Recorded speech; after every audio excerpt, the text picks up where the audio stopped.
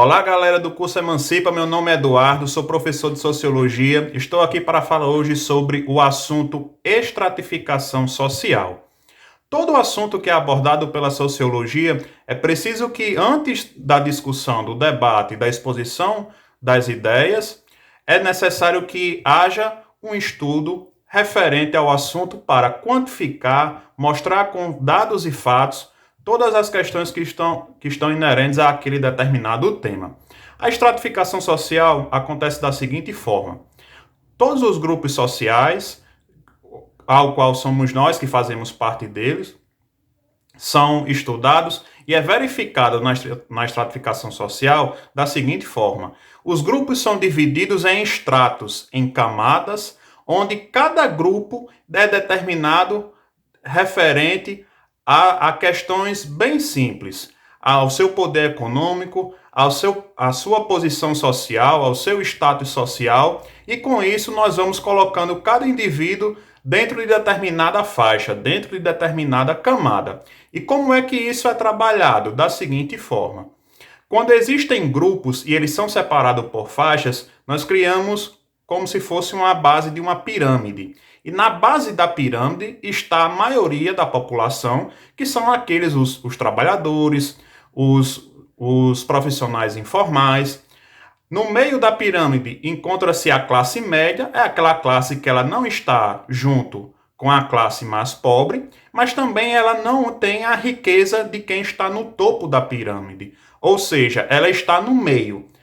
Ela está, nesse caso, mais próxima da base da pirâmide do que quem está no topo, que são os grupos que têm os maiores privilégios, o maior poder econômico, quem tem maior poder financeiro e a sua influência, claro, política. Ou seja, quando nós separamos as camadas, nós vamos identificar quem faz parte de determinado grupo, quais são as características inerentes a esses grupos, e vamos perceber que nas sociedades abertas há uma chance do indivíduo ascender. Não necessariamente quer dizer que ele consiga isso. Isso é outro assunto. Mas existe uma possibilidade dele ascender socialmente. Existe a possibilidade dele mudar ali a sua posição no extrato da sociedade. Como, por exemplo, o indivíduo ganha um prêmio de uma mega-sena acumulada. Ele, do dia para a noite, aumentou consideravelmente o seu poder econômico e, consequentemente, seu status social, e ele irá mudar ali a sua faixa na pirâmide, irá mudar a sua participação na camada. Também, outro exemplo, o indivíduo pode ser aprovado num concurso público e hoje ele ganha um valor de um salário mínimo num trabalho formal, e ele é aprovado num concurso público, ele passa a ganhar 20 mil reais. Ou seja, ele ascendeu socialmente, ele mudou a sua faixa, a sua camada e a sua posição no extrato social. Ou seja, existem algumas possibilidades, claro que há tantas outras, mas vamos se ater aqui a pequenos exemplos para a gente ter uma ideia de como é que essa mudança acontece. E também vamos observar características. Existe uma possibilidade na sociedade aberta de ascender socialmente, não necessariamente ele pode conseguir, mas existe a possibilidade.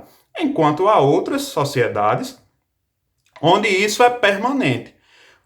Vou citar um exemplo: na sociedade feudal. Na sociedade feudal, quem era servo permanecia servo.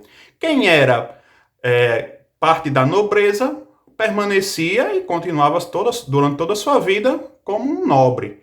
Quem era parte do clero permanecia como clero durante toda a sua vida. Ou seja, não havia ascensão, não havia mobilidade social, que é essa questão que eu expliquei nas sociedades abertas, onde o indivíduo ele pode ter a chance de ascender socialmente e não necessariamente ele possa conseguir.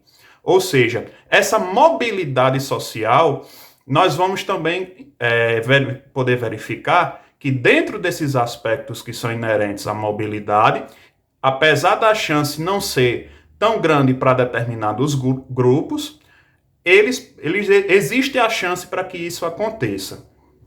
Mas também nós vamos encontrar na sociedade aberta uma característica que é a desigualdade social. quem ocupa o topo da pirâmide, ali está o maior recurso, ali está concentrado a riqueza, ou seja, pode chegar a 1% da população ter o mesmo dinheiro de todo o restante da população, que isso é a concentração de riqueza, a concentração de renda.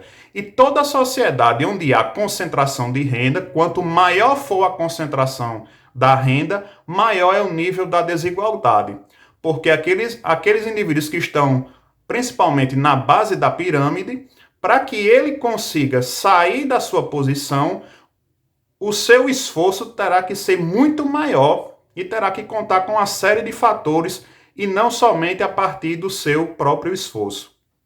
Enquanto aqueles que ocupam a faixa do meio, eles têm chances maiores do que aqueles que estão abaixo. Mas não necessariamente isso quer dizer que ele consiga ascender socialmente. Outra característica referente a essa análise da estratificação é que existem mecanismos nas leis, e principalmente em quem ocupa os cargos onde exercem influência na vida de toda a população, de toda a sociedade.